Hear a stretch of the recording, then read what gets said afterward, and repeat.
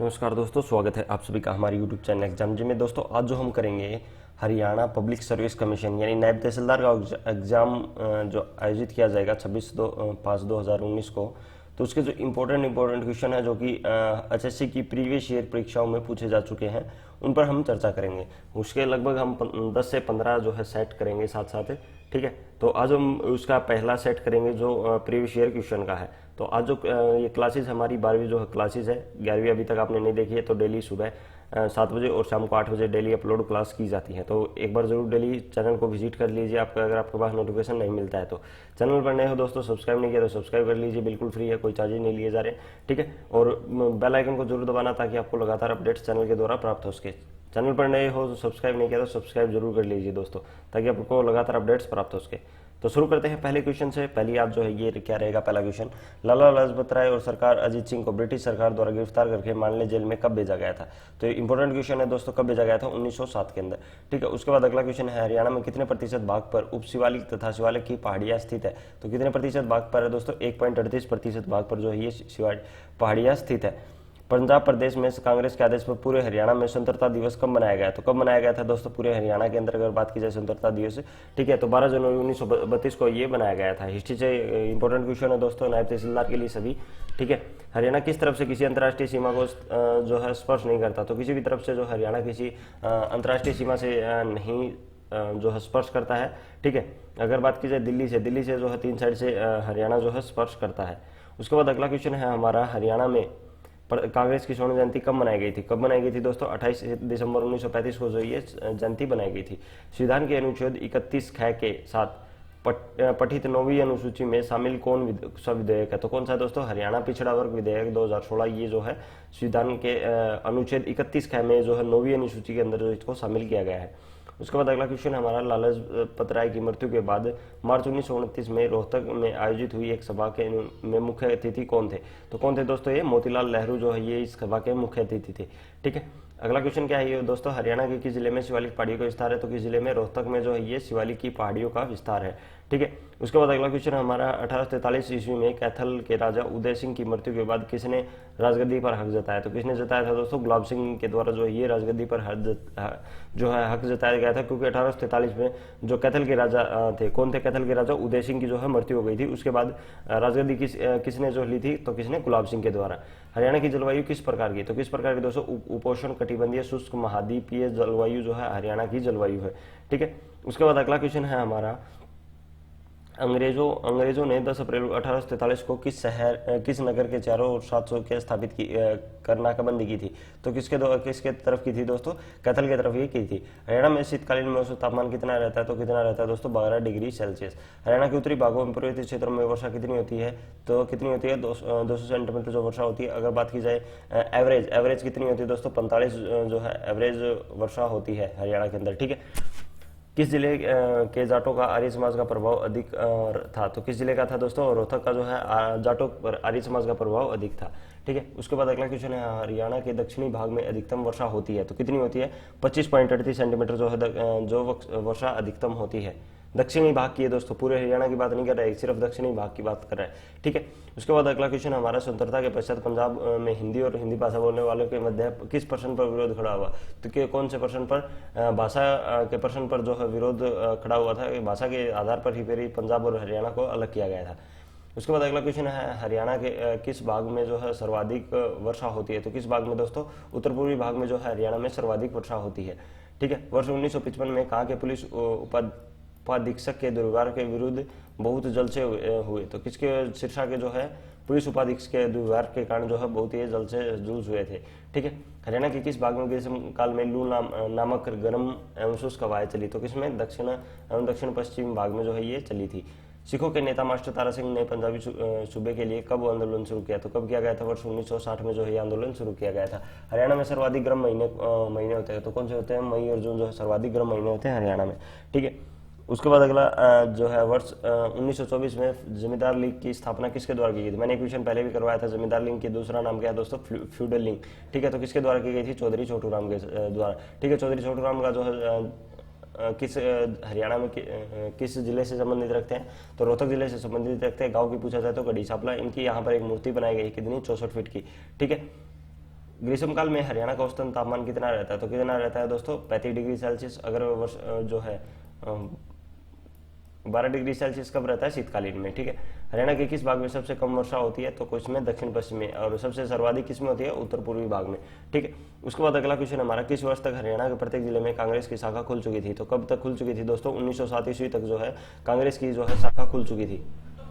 उसके बाद अगला क्वेश्चन है हमारा, डॉक्टर व्लादिमीर कोपेन के अनुसार हरियाणा के मुख्य रूप से कितने प्रकार की जलवायु पाई जाती है, तो हरियाणा में कौन सी कितने प्रकार की, 2 प्रकार की जो है जलवायु पाई जाती है। किसके अनुसार, डॉक्टर व्लादिमीर कोपेन के अनुसार। ठीक है, ये क्वेश्चन पूछा जा चुका है एग्जाम में। जो कितने प्रकार की जलवायु पाई जाती है, 2 प्रकार की।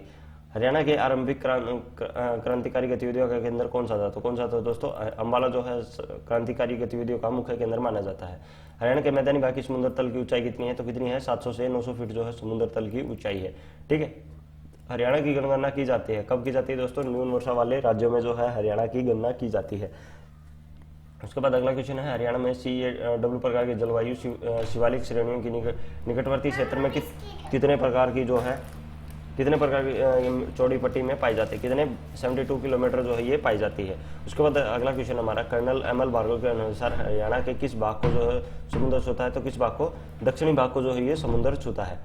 ठीक है, उसके बाद अगला क्वेश्चन है हमारा, हरियाणा राज्य की सर्वाधिक महत्वपूर्ण नदी कौन सी है, तो कौन सी है दोस्तों, यमुना नदी जो है सर्वाधिक महत्वपूर्ण मानी जाती है हरियाणा की। ठीक है, जलोढ़ पंखों का निर्माण हुआ है, तो किससे हुआ दोस्तों, गिरिपादी मैदानों के दक्षिणी भाग में जो है किसका, जलोढ़ पंखों का निर्माण हुआ है। उसके बाद अगला क्वेश्चन हमारा, टांगरी नदी किस नदी की प्रमुख सहायक नदी है, तो किसकी, मारकंडा नदी। ठीक है, इसकी टांगरी की जो है ये सहायक नदी है। हरियाणा के का घग्गर यमुना मैदान कितने प्रतिशत भाग पर विस्तृत है, तो कितने प्रतिशत भाग पर है दोस्तों, 93.76% भाग पर जो है ये विस्तृत है। घग्गर नदी पंजाब में बहते हुए हरियाणा के किस जिले से प्रवेश करती है, किस जिले में, तो सिरसा जिले में ये प्रवेश करती है। घग्गर यमुना मैदान की ऊंचाई कितनी है, 300 मीटर से भी कम जो है घग्गर यमुना मैदान की ऊंचाई है। उसके बाद अगला क्वेश्चन हमारा, कौन सी नदी ताजेवाला के उत्तर में क्लेसर के समीप हरियाणा के यमुनानगर जिले में हरियाणा की सीमा में प्रवेश करती है, तो कौन सा आएगा दोस्तों, यमुना जो है ये इसका सही आंसर होगा। ठीक है, उसके बाद अगला क्वेश्चन है हमारा, राज्य का कितना प्रतिशत भाग पहाड़ी एवं चट्टानी है, जो अरावली की अवशिष्ट पहाड़ियों के रूप में जाना जाता है, तो कितना प्रतिशत, 3.09% भाग जो है ये पहाड़ी और चट्टानी है, जो कि अवशिष्ट पहाड़ियों के रूप में जाना जाता है अरावली की। ठीक है, उसके बाद अगला क्वेश्चन है हमारा, निमराना, सुरेटी, छुसकवास आदि क्षेत्र किस नदी से सिंचित होते हैं, तो किस कौन सी नदी से किए जाते हैं, तो कौन सी से, कृष्णावती से जो है ये सिंचित किए जाते हैं। ठीक है, अगर बात कीजिए छुसकवास किस जिले में, ये सभी जो है किस जिले के अंदर आते हैं, तो ये झज्जर जिले के अंदर सभी आते हैं। ठीक है, उसके बाद अगला क्वेश्चन है हमारा, हरियाणा की कौन सी झील विदेशी पर्यटकों के लिए आकर्षण का केंद्र है, तो कौन सा, बड़खल झील। ठीक है, बड़खल झील कहाँ पर है दोस्तों, फरीदाबाद में। ठीक है, अगला क्वेश्चन ये किस जिले में स्थित है, तो ये फरीदाबाद जिले में स्थित है। कौन सी नदी पंजाब के संगरूर में जो घग्गर नदी से मिल जाती है, तो कौन सी नदी मिल जाती है दोस्तों, सरस्वती नदी जो है ये मिलती है। हरियाणा के किस भाग में अपेक्षाकृत बलुई दोमट मृदा पाई जाती है, तो किस भाग में पाई जाती है, उत्तर पश्चिमी भाग में ये पाई जाती है। उसके बाद अगला क्वेश्चन है हमारा, मध्यम मृदा को कितने भागों में बांटा गया है, तो कितने भागों में, 3 भागों में जो मध्यम मृदा को बांटा गया है। जीरका में किस प्रकार की मृदा पाई जाती है, तो किस प्रकार की पाई जाती है, मोटी दोमट मृदा जो है ये पाई जाती है। किस मृदा को खादर कहा जाता है, तो कौन सी मृदा को कहा जाता है दोस्तों, सामान्यतः भारी मृदा को जो है ये खादर मृदा कहा जाता है। उसके बाद अगला क्वेश्चन है हमारा, मेवात जिले में नू के निकट मेवात की पहाड़ियों में कौन सी नदी निकलती है, तो कौन सी, इंदौर, कहाँ से निकलती है, इंदौर के किले के पास से जो है ये निकलती है। ठीक है, उसके बाद अगला क्वेश्चन है हमारा, हरियाणा के कुल भौगोलिक क्षेत्रफल के कितने प्रतिशत भाग पर जो वन पाए जाते हैं, तो कितने प्रतिशत, 3.53। ये क्वेश्चन जो है कई बार पूछा जा चुका है एग्जाम में। कौन सी नदी नजफगढ़ नाले के द्वारा यमुना में मिल जाती है, तो कौन सी, साहिबी नदी जो है ये नजफगढ़ नाले के द्वारा यमुना नदी में मिल जाती है। उसके बाद अगला क्वेश्चन हमारा, वर्ष 2013 की स्टेट फॉरेस्ट रिपोर्ट के अनुसार राज्य में सबसे कम प्रतिशत वन की क्षेत्र किस जिले में पाया जाता है, तो किस जिले में पाया जाता है दोस्तों, फरीदाबाद में जो है सबसे कम जो है क्षेत्रफल, वनों का क्षेत्रफल पाया जाता है। उसके बाद हरियाणा के फरुखनगर में कौन सी झील है, तो कौन सी दोस्तों, सुल्तानपुर। ठीक है, सुल्तानपुर झील है, सुल्तानपुर पक्षी विहार भी है।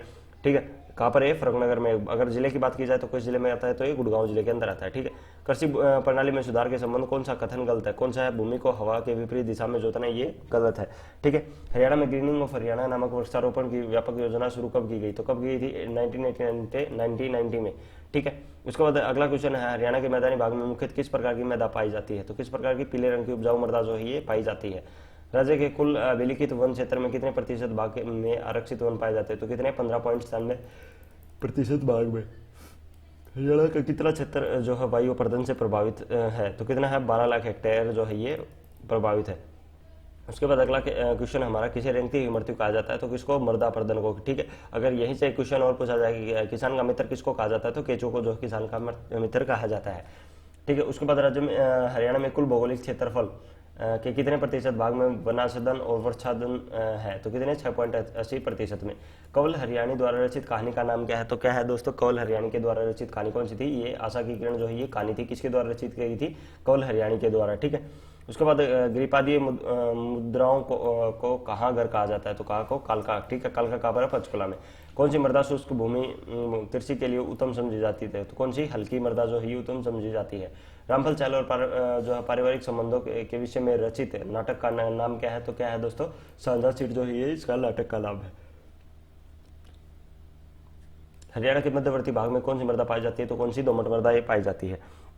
कुल भौगोलिक क्षेत्र का कितना प्रतिशत क्षेत्र हरियाणा में भूमि कटाव, लवणता तथा सेम की समस्या से ग्रस्त है, तो कौन सा? 50% भाग जो है। ठीक है, आम और जामुन किस वन की विशेषता है, तो किसकी? उष्णकटिबंधीय शुष्क वन की जो है ये विशेषता है। शंकर लाल यादव द्वारा रचित कथासार कौन सा था, तो कौन सा था दोस्तों? राजा का सपना जो है ये किसके द्वारा रचित है? शंकर लाल यादव के द्वारा। हरियाणा के किस जिले में झाड़ियाँ हैं, तो किसमें है? पंचकुला में भी है। और दूसरा अगर बात की जाए जो है सर्वाधिक झाड़ियाँ जो है किसमें है, तो किसमें है दोस्तों? गुड़गांव में भी। ठीक है, ये ऑप्शन के अकॉर्डिंग था, ये आपका गुड़गांव अगर ऑप्शन मिल जाता है तो गुड़गांव में सबसे ज़्यादा सर्वाधिक झाड़ियाँ पाई जाती है। हरियाणा के किस जिले में झाड़ियाँ नहीं है, तो किसमें झाड़ियाँ नहीं है दोस्तों? जींद में जो है झाड़ियाँ नहीं है। संत कवि गरीबदास कहाँ के रहने वाले थे, तो छुड़ानी धाम है। छुड़ानी कहाँ पर है? झज्जर के अंदर जो है ये यहाँ के रहने वाले थे। कौन से? संत कवि गरीबदास। ठीक है, एक ही खेती हरियाणी पर्सन किसने लिखा, तो किसके द्वारा लिखा गया था दोस्तों? राजा राम शास्त्री के द्वारा।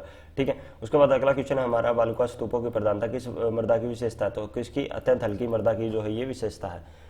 उसके बाद अगला क्वेश्चन है हमारा, हरियाणा के किस भाग में हल्के भूरे रंग की रेतीली मृदा पाई जाती है, तो किसमें पाई जाती है? ये दक्षिण पश्चिमी भाग में।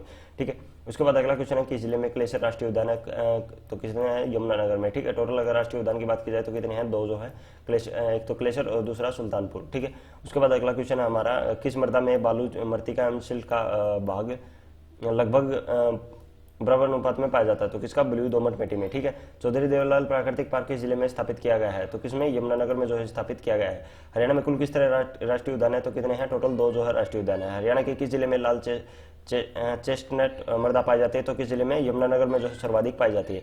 किस मृदा में चूने में अंशों का बाहुल्य रहता है, तो किसमें? अत्यंत हल्की मृदा में। ठीक है, हरियाणा की कितनी भूमि लवणता तथा क्षारीयता से ग्रस्त है, तो कितनी है? 32% जो है ये ग्रस्त है। सुल्तानपुर को जलीय पक्षियों हेतु आरक्षित क्षेत्र कब घोषित किया गया? कब घोषित किया गया था? 1972 में जो है ये घोषित किया गया था।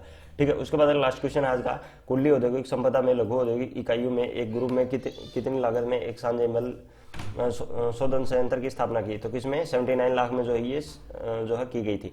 ठीक है, आज के लिए बस इतना ही। बाकी जो है इसके कंटिन्यू लगभग ये 2 से 2,500 क्वेश्चन जो है तैयार किए गए हैं। ठीक है, तो बाकी आगे हम नेक्स्ट क्लास में करेंगे।